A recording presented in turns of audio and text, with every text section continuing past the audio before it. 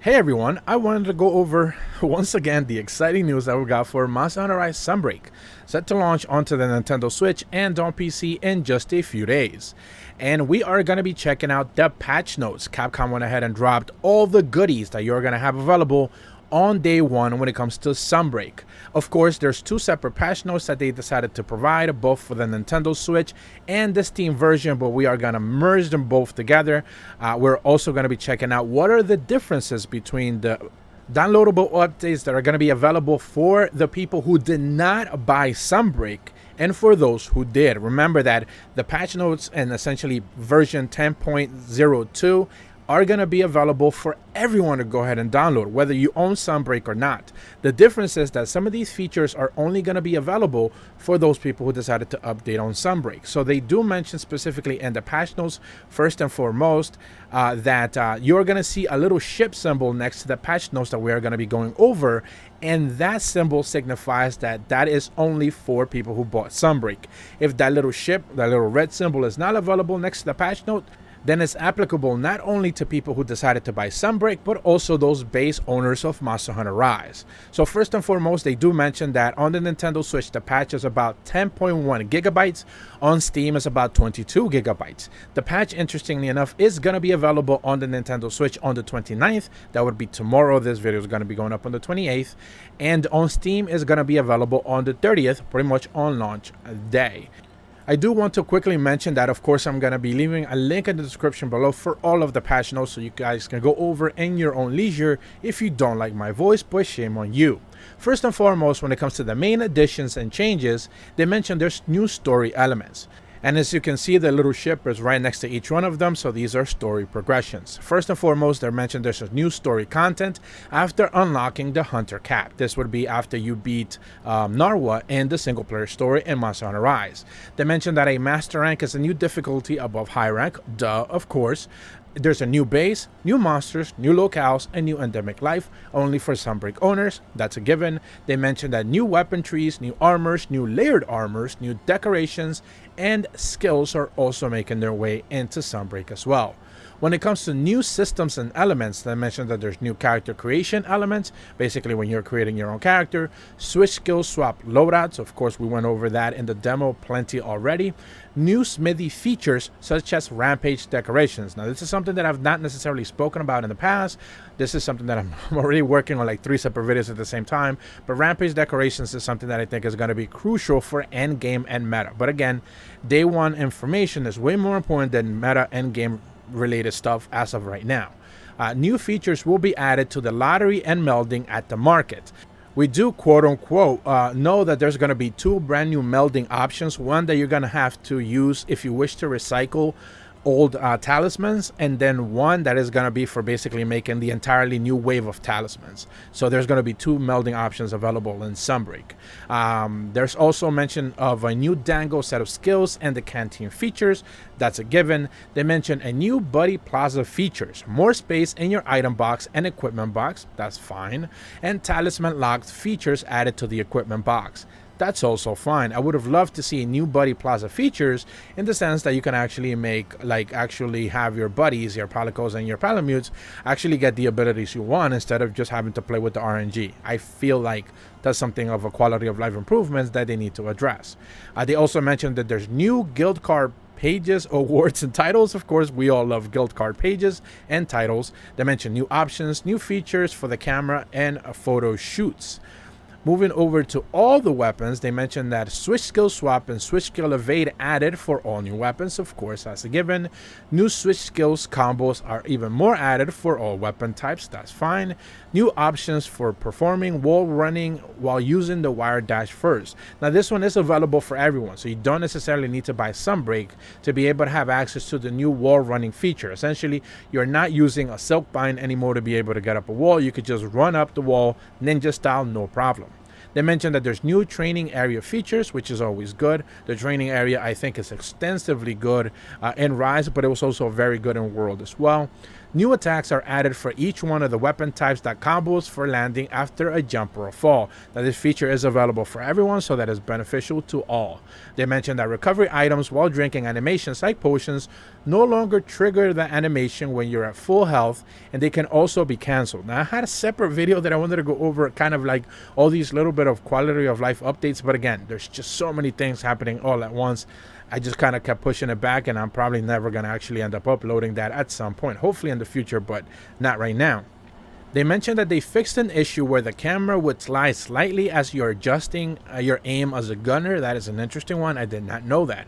They mentioned that ammo is now loaded by default when you leave the tent equipped with a gun lance, light bowgun, or heavy bowgun. So that's beneficial, I guess. Bowgun ammo power has been adjusted, so that's called for a nerf. That's basically what that means. Various weapons actions have been adjusted. For more details on weapon specific changes, please check out the bug fixes, game balance changes, which we're going to go over in a bit. They mentioned when it comes to the skills section that steadiness level 3 has been added. Now skills have been tweaked quite a lot. This is something that we saw a lot in the quote-unquote predictions, and there's just so much stuff to go over that, so that's a separate video on its own. We can't get into that right now. They mentioned that affinity gain from critical draw has been increased. Stamina is also been decreased when it comes to guarding. So these are all guarding updates essentially for gun lances and lance users as well. They mentioned that new status elements have been added. Of course, hellfire explosions from Hellfire Blight will no longer hit other players or buddies, which is a good update for sure. They mentioned that the new character creation has new hairstyles, new makeups, new face paint, facial hair, new eyebrow options are being added, which is all beneficial, I guess, if you're making a new character. I do think they're going to add a new ticket if you wish to rechange the way your character looks. So I think in Sunbreak they did mention somewhere, I vaguely remember reading about that they were going to add a new ticket for everyone to change the way they look, so you're going to be able to take advantage of those options. When it comes to the buddies, they do mention that you have new weapons, new armors, new layered armors have been added, of course. New Palamute gear has been added. New Palamute commands and Palamute pouch have been added. Now the Palamute pouch is something that we spoke about before, I think, or it might have been that video that I mentioned before, where they basically said that the Palamute now is going to be able to gather just like a Palico. Not as much, but they will be able to gather as well new materials for you, or they can hold materials for you, or something along those lines. New Palico support moves have been added. Now we've been seeing those sprinkled in throughout the trailers, even in the brand new trailer that they just dropped today. We did see a brand new support one being added there, but again, we don't necessarily have the details, or if we have, I haven't necessarily picked up on it. That is kind of like bottom tier when it comes to updates. They do mention that new buddy skills have been added. New skill increases have been added. The amount that it takes to mount your Palamute by holding the button has been decreased. This is a massive quality of life update. Essentially, you no longer have to hold the button all that long. You're just going to be able to mount your Palamute faster, which is always beneficial. New methods of communicating with your buddies have been added. I think they said toss the ball animation or something was added as well. New patterns, new eyes, new ears, new tail options have been added, which is all well and good. You can make your Palamute and your Palico looks cuter than ever before. They mentioned that when it comes to followers, followers have been added, and followers are special NPCs who will accompany you on certain type of quests. Now, this is something that I do want to cover in probably one of my upcoming videos that I'm gonna talk about, which again I already recorded the audio for it. I'm just going through the process of encoding it and processing it. There are two specific type of when it comes to follower quests. There are the follower quests that you're actually doing that are mandated, that you have to do it with that specific follower, and then there's other follower quests that you can just kind of pick out a random pool of characters and you can have them come along with you. And remember, you can have 2 followers come along with you at any given time, so that is going to be extremely beneficial if you have some followers that you like over others. There's mentioned that new follower quests and support surveys have been added as well. And when it comes to other mechanics and related changes, they mentioned that master rank quests have been added. Master rank quests are higher difficulty, high rank quests, of course. Hunting skills have been added for these type of completion conditions for optimal subquest. Now, this is basically when you're going to be unlocking the brand new Silkbind attacks. You're going to be doing them in the same way that you did when it comes to Monster Hunter Rise. Essentially, every time you level up your Master Rank, when you do like an urgent for Master Rank and you level up and you go to Master Rank Tier 1, Master Rank Tier 2, Master Rank Tier 3, I believe there's 6 tiers for Master Rank. You are going to be unlocking the option to basically get more Silkbinds in a specific urgent quest. So each one of the weapons is going to have a multiple set amount of those quests as well. When it comes to monster changes, they mentioned that new monsters have been added, of course. New turf wars have been added, that's a given. The damage you receive from some monsters' attacks while in midair have been reduced. That is an interesting one. Reducing the amount of time of monsters remain stunned after it has been stunned after a certain number of times. So basically, monsters will stay less stunned for less amount of time after you stun them multiple times. That's an interesting one. They mentioned that Barrett's hitbox now body has been adjusted, which is good.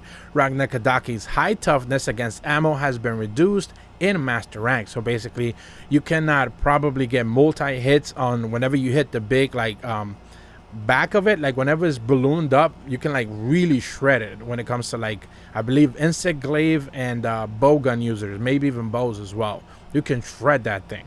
Chameleos adjusted the visual thickness of the fog that Chameleos produces. That's an interesting one. He's still never invisible, so it doesn't really matter.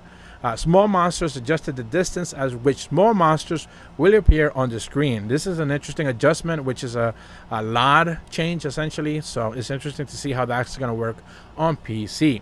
They mentioned that small monsters and some small monsters are now easier to stagger. Okay, sure.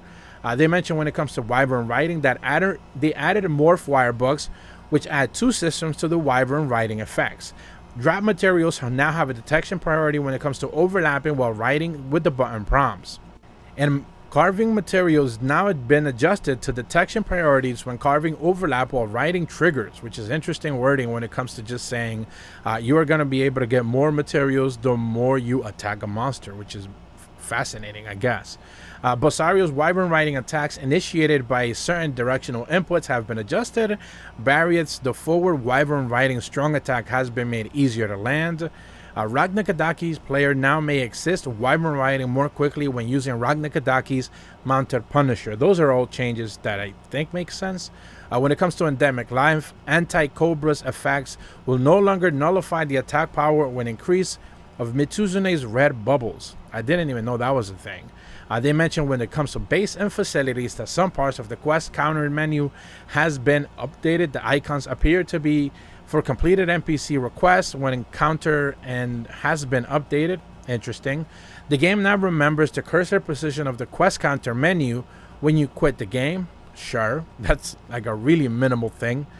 Players have now accepted solo quests will now appear on the quest board. That's good. Rampage decorations have been added and can be crafted at the smithy. We talked about Rampage decorations already. Content for level 4 decorations and slots has been added to the smithy. Now, this is another one of those armor updates that we're going to be seeing in Sunbreak. Basically, level 4 decorations, I believe those were available in Iceborne as well. So, this is just bringing it up to tier with the post-launch big update that we got before when it came to Monster Hunter World. They mentioned that the weaponry window for smithies now loops back to the opposite side when moving the cursor past the edge of the window. That probably seems annoying. I'm not necessarily sure I like that. Additional pagiation features were added to the smithy menus. So that just means they've simplified things when you want to look at the menus. The cursor now sets to the headpiece of the first set of armor results after completing a search for the armor screen. They mentioned that when you're trying to make equipment at the Buddy Smith, you have insufficient scraps. You can now immediately trade materials for the scraps that you need. That's an interesting and a good quality of life improvement. I like that one for sure. They mentioned that new features have been added to the market's lottery. We mentioned that already. Melding is going to be changing, and 2 new features are going to be added there as well. You can now see how many lottery tickets you currently have while taking part of the lottery market. The lottery for the crafting has always been kind of just RNG based, so not that big deal there. New features have been added to the market's melding pot. New features and their related items have been added to the melding pot at the market. Melding specific items will now display first when selecting materials at the melding pot. The number of amiibos that you can use each day at the market has increased to 6 from 3 previously, so you're going to be able to get more free rewards basically every single day. They mentioned that new dango skills have been added to the canteen. They mentioned that before already. I don't know why they mentioned that again. They mentioned that a new feature has been called hopping skewers has been added to the canteen. I believe that was a little song that we went over originally. I believe I posted that little clip somewhere a couple of months back, or like a month ago, or whatever it was. You can now see how many dango tickets you have on the canteen screen. That's good. That's a good quality of life improvement. They mentioned that the Buddy Plaza has been added, which allows access to the Buddy Plaza features. New Buddy Plaza features have been added. Same thing again. New features have been added to the Meowsenaries, and these will be the little kitties that you send out to hunt for you. New features have been added to the Argosy. That would be the one that gets materials for you as well. This would probably mean that you're going to be able to go farm or send out your Palicos, Palamutes to farm more materials that you didn't have access to before. This would be Sunbreak materials. They mentioned that switch skill settings to the item box have been expanded. More space has been added to the item box, equipment box, decoration box, and layered armor box.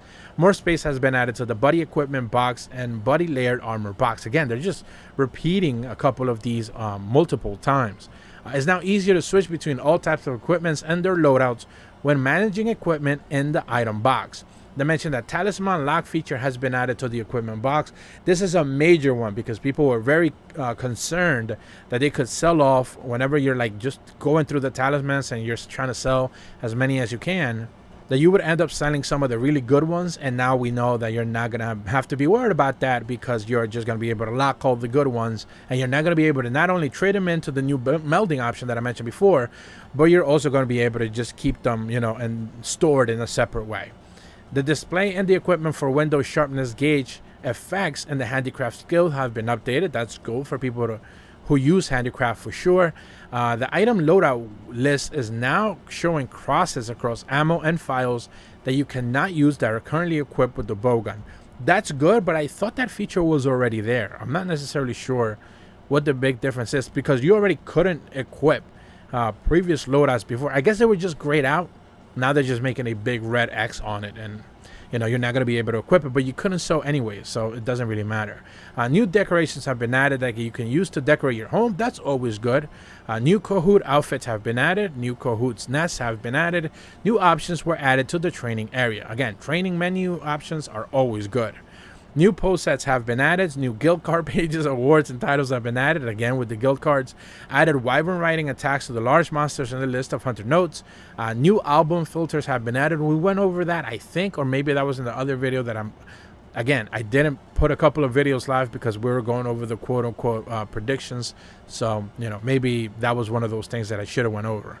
They also mentioned that they added an on-screen display showing you which switch skills you can currently use. I think that's the big thing that is happening on the screen that a lot of people said they want to be able to turn off. So switch skill swap is going to be one of those things that a lot of people are not even really going to ever consider using because it seems rather not necessarily, I don't want to use the word pointless, but I don't know if endgame really going to make a difference or not. I'm not quite sure just yet. They mentioned that they added a feature that shows you in which direction the Great Wire Bug will send you. That is a good quality of life skill update. They added information to the results screen that showed you the effects of received after the good luck skill. So that's always good. A couple of more pages here to go. They mentioned the new options that they added: display switch, skill information, new options added for skill switch and information display time, new options added for player hit effects, new option added for other players' hit effects. New options added for link item, radio loadout, transition wall to running, button for wyvern riding, start menu, cursor positions, follower voice volume, follower voice frequency. All these brand new options for you to be able to toggle and mess with. They mentioned that the camera new features have been added, including the ability to make characters face the camera when you make the buddies face the camera's directions as well. Poses and gestures for buddies have been added, and toggling the UI on and off is also an option.